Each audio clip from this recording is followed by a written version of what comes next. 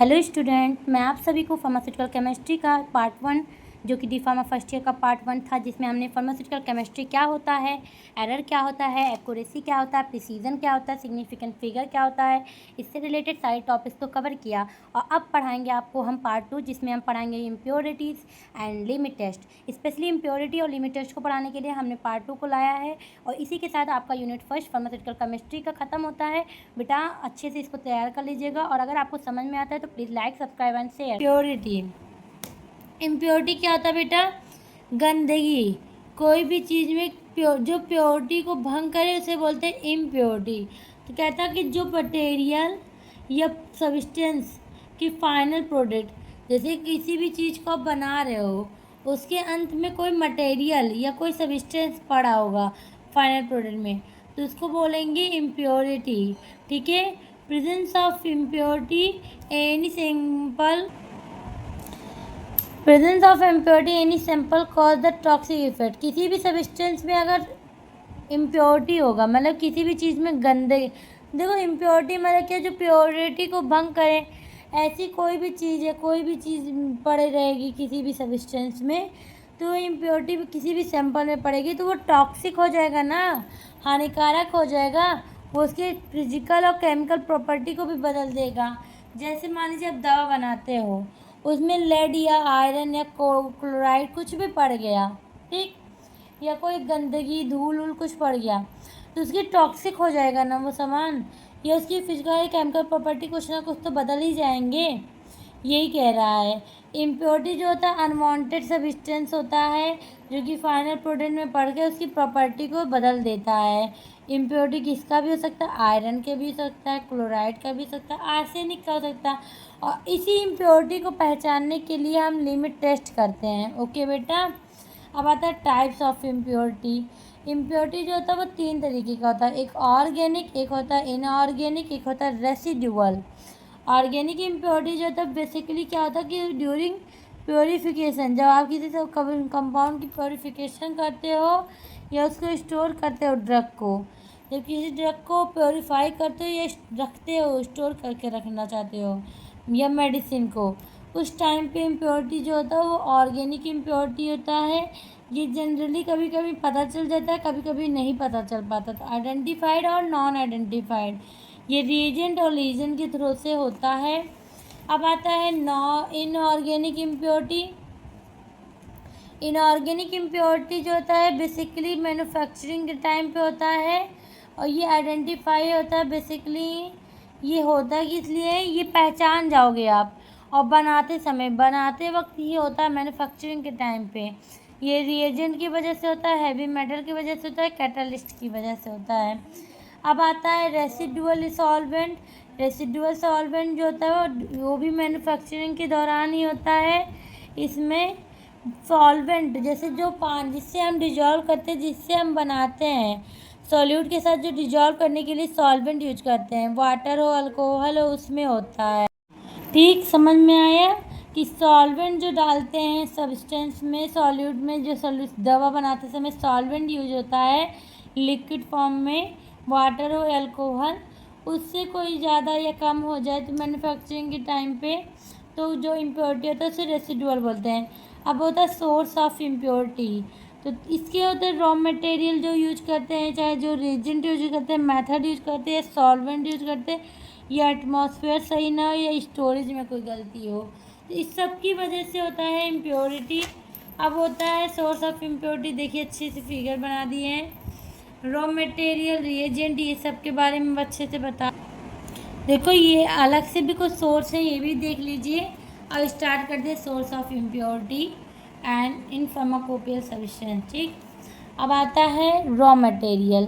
तो जो raw material use होता है, जैसे मैं दवा बनाते समय पहले एक तो होता है एपीआई। मेडिसिन बनता है कैसे, ड्रग कैसे बनता है, कोई भी मेडिसिन बनता है तो एपीआई प्लस एक्सीपिएंट से बनता है। अब ये एपीआई जो होता है बाबू, ये रॉ मटेरियल होता है। ठीक। तो रॉ मटेरियल जो होता है उसमें अगर जो लाते हैं मैन्युफैक्चरिंग के दौरान टाइम पे, जिससे फाइनल प्रोडक्ट बनता है, मेन तो यही होता है, इसी से दवा काम करता है, एक्सीपिएंट से नहीं। थेरेपेटिकल एक्शन यही देता है। तो ये जो रॉ मटेरियल होता है इसमें अगर कुछ गलत पड़ गया या इसमें कोई गलती से ज़्यादा या कम हो गया, इसमें कोई गंदगी पड़ गया तो भी पूरा ड्रग खराब। ठीक। रिएजेंट जो यूज करते हैं, रिएजेंट कहने का मतलब मैन्युफैक्चरिंग के टाइम पे रिमूव बाय वॉशिंग कुछ कुछ चीज़ें डालते हैं। स्टेप ये याद कर लीजिएगा कैसे इम्प्योरिटी होता है।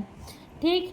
तो फाइनल एंट्री में होता है तो जो रिएजेंट बोतल यूज होता है उसके लिए भी कुछ गलत ज़्यादा यूज कर दिए या कम यूज कर दिए और वो रिएजेंट हट नहीं रहा है, रिमूव नहीं होता वॉशिंग करने से, तो उससे भी फाइनल प्रोडक्ट ख़राब होता है। मेथड जो यूज करते हैं मैन्युफैक्चरिंग के टाइम पे, उसमें मान लीजिए कोई किसी मेथड ये है कि पहले आप हीट करिए तब पानी डालिए, आपने पानी डाल के हीट किया, गलत हो गया ना। मेथड जो यूज करते हैं बनाते समय, वो मेथड में अगर गलती करते तो भी फार्मास्यूटिकल प्रोडक्ट ख़राब हो जाता है। इसके बाद से आता है सॉल्वेंट। सॉल्वेंट जो यूज करते हैं जैसे कि चाहे टैप वाटर यूज करिए, चाहे सॉफ्टेंड वाटर, चाहे डिमिनराइज या डिस्टिल्ड वाटर, कोई भी सॉल्वेंट यूज करते हैं जनरली वो क्या करता है कि रिड्यूसिंग कॉस्ट के हिसाब से हर चीज़ को देखकर हम लोग सॉल्वेंट यूज करते हैं। मान लीजिए इसमें कोई कंटामिनेशन हो गया तो भी प्रोडक्ट ख़राब हो जाएगा। ठीक। अब आता है एटमॉस्फेरिक सॉल्वेंट। एटमॉस्फेरिक सॉल्वेंट मतलब एटमॉस्फेरिक कंडीशन, मान लीजिए कंटामिनेटेड होता है किसकी वजह से, आप किसी गंदे एरिया में इंडस्ट्री रखे हो तो डस्ट पार्टिकल से भी गंदगी हो जाएगी जो मैन्युफैक्चरिंग में हो सकती है, हार्मफुल गैसेस की वजह से होता है। तो एटमॉस्फेयर अगर ख़राब होगा तो उसकी वजह से भी प्रोडक्ट ख़राब हो जाएगा। ठीक। अब आता है रिएक्शन विथ वेसल्स।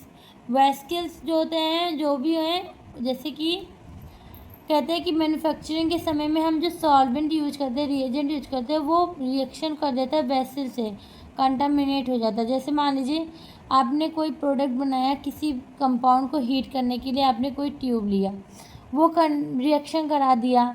ठीक। तो जो वेस्कल्स यूज करते हैं वो ही रिएक्शन कर दिया तो उससे मिल गया और ड्रग में कंटामिनेशन हो गया, कोई कंटामिनेशन हो जाए तो उसको भी बोलते हैं क्या कि प्रोडक्ट ख़राब हो गया, फाइनल प्रोडक्ट। इसी तरीके से पैकेजिंग सही से न किए और कंटेनर जो यूज किए पैकेजिंग का, वो जाकर प्रोडक्ट से मिलके मेटल आयंस का फॉर्मेशन या चिलेट्स का या फिर कोई भी गलत काम कर दे, ये बोल दीजिए कि इम्प्योरिटी मिला दे, इसकी वजह से भी हो सकता है एरर। फिर स्टोरेज कंडीशन पे मान लीजिए कोई प्रोडक्ट है उसको उसके लिए एक स्पेसिफिक दिया जाता है कि टेम्परेचर, ह्यूमिडिटी, कोल्ड, ये सब को देख कर उसको रखा जाता है। अगर मान लीजिए आप ध्यान नहीं देंगे प्रोडक्ट हो जाएगा ख़राब। कहते हैं ऐसे प्रिपरेशन करते समय फाइनल प्रोडक्ट का, कंटेनर हो, प्रोडक्ट के मटेरियल के नेचर, बैच की साइज, क्वांटिटी बहुत मायने रखते हैं। अगर ये सही से नहीं रहेगा प्रोडक्ट का स्टोरेज ख़राब हो जाएगा। ठीक।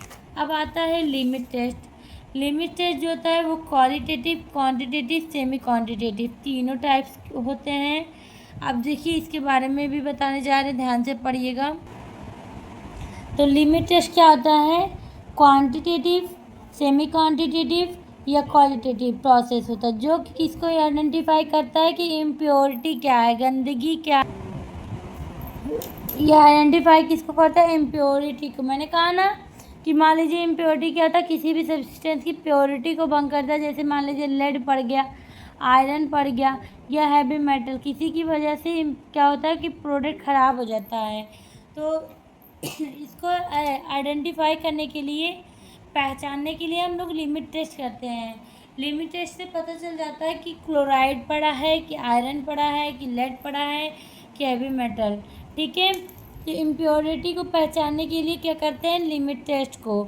लिमिट टेस्ट एक क्वांटिटेटिव, सेमी क्वांटिटेटिव होता है जिसमें डिटरमाइन करते हैं कि कितना अमाउंट होता है किसी सब्सटेंस का जो सैंपल में पड़ गया है, जिसकी वजह से इसका स्टैंडर्ड का सॉल्यूशन ख़राब होता है।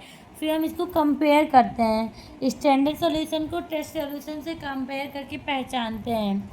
हमें लिमिट टेस्ट की क्यों ज़रूरत पड़ी, तो हम कहते हैं कि लिमिट टेस्ट की ज़रूरत इसलिए पड़ी क्योंकि क्वालिटी को कंट्रोल करने के लिए, बिकॉज कोई भी चीज़ को आइडेंटिफाई करने के लिए कितना अमाउंट इम्प्योरिटी है, इसको पहचानने के लिए, और प्रोडक्ट कितना हार्म है, कितना सेफ़ है, इसको जानने के लिए हम लोग लिमिट टेस्ट करते हैं। अब आता है chloride limit test, sulphate, iron, arsenic, lead and heavy metal. इतने टाइप के लिमिट टेस्ट होते हैं। लिमिट टेस्ट ऑफ क्लोराइड पढ़ेंगे अब। प्रिंसिपल देखो, प्रिंसिपल लिखा गलती से बेटा, किसी और ने लिखा था, लेकिन प्रिंसिपल होगा। ये ऐसा है कि लिमिट टेस्ट ऑफ क्लोराइड जो होता है वो उसमें यही जो रिएक्शन है इसी को इंग्लिश में लिखा गया है कि क्लोराइड का रिएक्शन कराएंगे AgNO3 से और AgCl निकलेगा, सिल्वर क्लोराइड, जो बताएगा कि मान लीजिए कोई सैंपल दे देते हैं, मान लीजिए हमको नहीं पता है, अब उस सैंपल में हम AgNO3 डालें, अगर सैंपल से यहाँ पर AgCl बनता है तो इसका मतलब क्लोराइड था, और नहीं बनता है तो जो भी रहेगा वो चीज़ बनेगा। इसी तरीके से हम लोग देखते हैं जो भी सैंपल रहता है इससे पता चल जाता है। तो क्लोराइड मान लीजिए है, AgNO3 देंगे तो AgCl बनेगा ही बनेगा। तो ये जो प्रेसिपिटेट बनेगा ये वाइट कलर का बन गया। तो मान लीजिए क्लोराइड की लिमिट इम्प्योरिटी थे, तो यही कहता है कि रिएक्शन कराएंगे क्लोराइड का सिल्वर नाइट्रेट से, तो नाइट्रिक एसिड जो होगा वो प्रेजेंट, उसके प्रेजेंस में एक टर्बिडिटी फॉर्म करेगा नीचे सिल्वर क्लोराइड का, उसी को बोलते हैं लिमिट टेस्ट ऑफ क्लोराइड है। लिमिट मतलब कि क्लोराइड है, ठीक। तो प्रिंसिपल इसका ये हो गया। नाइट्रिक एसिड क्यों डालते, क्यों नहीं और कुछ डाल रहे हैं यहाँ पर DNCNO3 क्यों डाल रहे हैं, तो इसका रीज़न ये है कि नाइट्रिक एसिड एक एसिडिक मीडियम में है और इसकी वजह से प्रेसिपिटेट बन रहा है। ग्लासवेयर कौन कौन से यूज करते हैं, कौन कौन से केमिकल, ये तो आप करते समय ही समझ जाओगे। बाकी आता है प्रोसीजर। आप पहले 2 टेस्ट ट्यूब ले लेंगे, 2 लिमिट टेस्ट के लिए ले लेंगे, ठीक है। अब दोनों लेने के बाद दोनों, ठीक, इसके बाद से 2 जब ले लिया आपने नसर सिलेंडर, तो दोनों नसर सिलेंडर में आप क्या डालते हैं, सब्सटेंस, ठीक, सैंपल डालते हैं।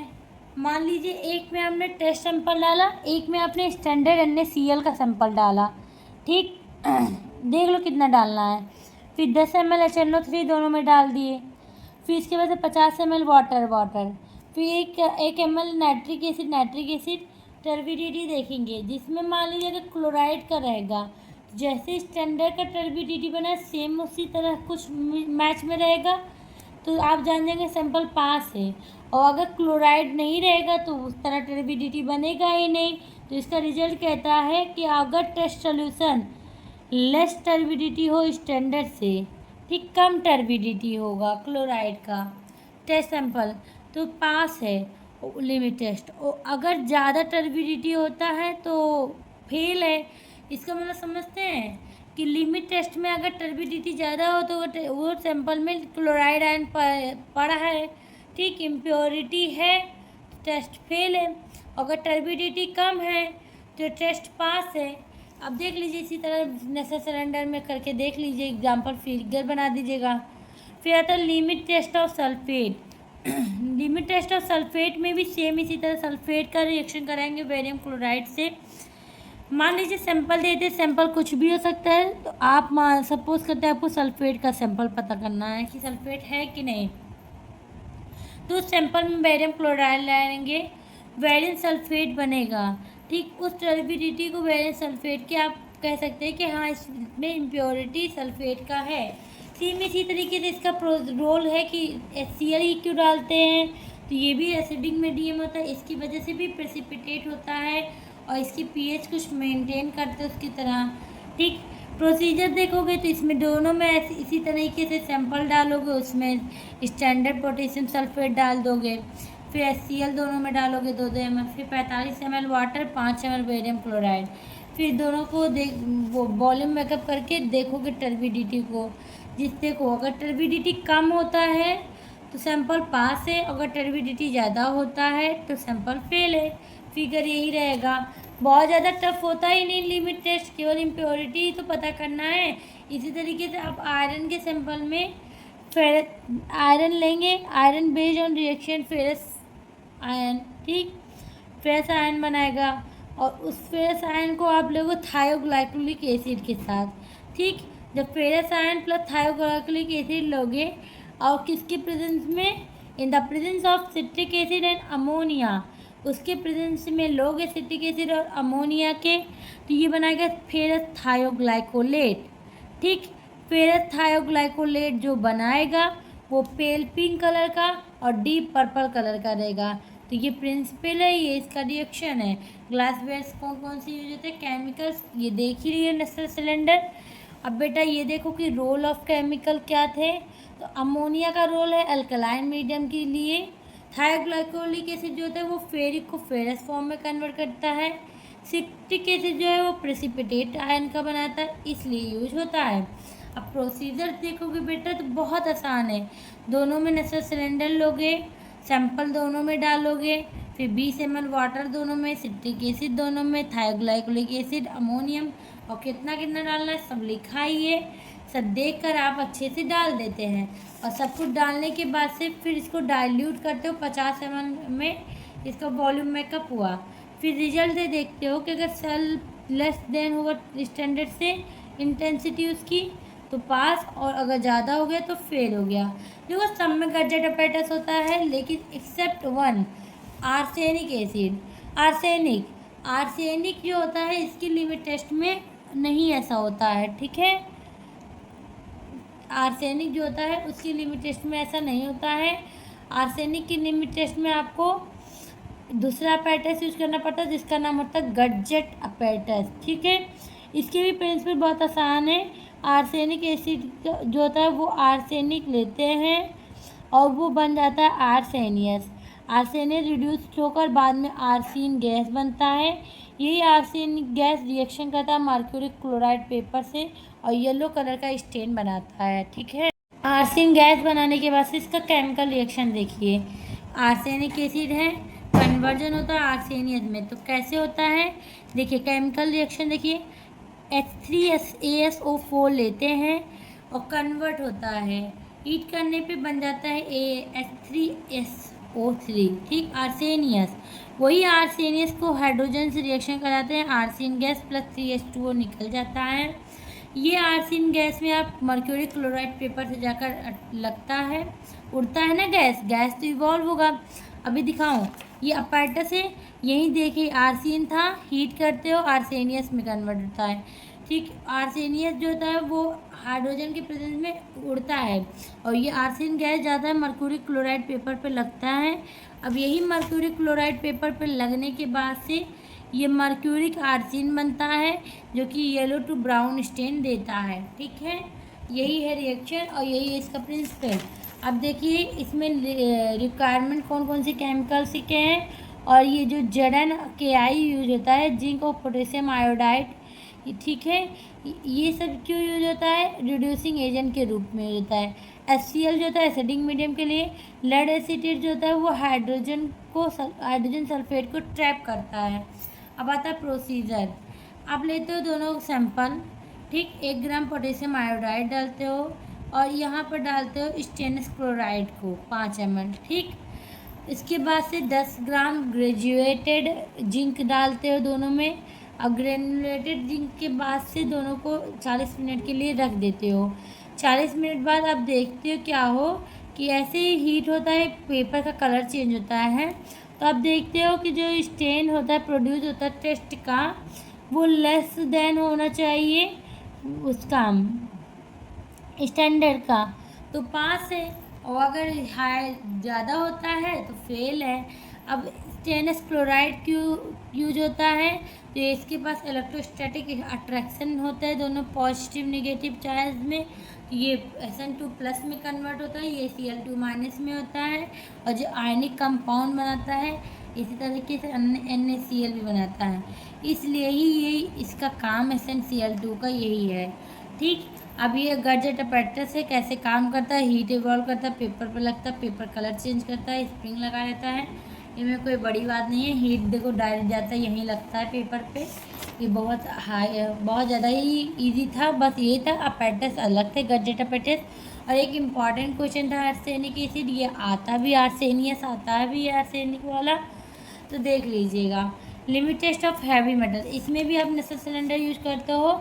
इसके बाद से 2 मॉडिफाइड लिमिट टेस्ट होते हैं जिसके बारे में मैं अभी आपको दिखा दूंगी, ज़्यादा बताने की ज़रूरत नहीं है, उसमें कुछ मॉडिफिकेशन किया गया है जिसको आप देख लीजिएगा। अब आता है हैवी मेटल के ये, तो इसमें मेटल को हाइड्रोजन सल्फाइड से कहते हैं मेटल सल्फाइड बन जाए। तो जो सैंपल होगा अगर हाइड्रोजन सल्फाइड की रिएक्शन करते मेटल सल्फाइड बनता है तो क्या आता है कि हैवी मेटल का उसमें वो इम्प्योरिटी रहता है।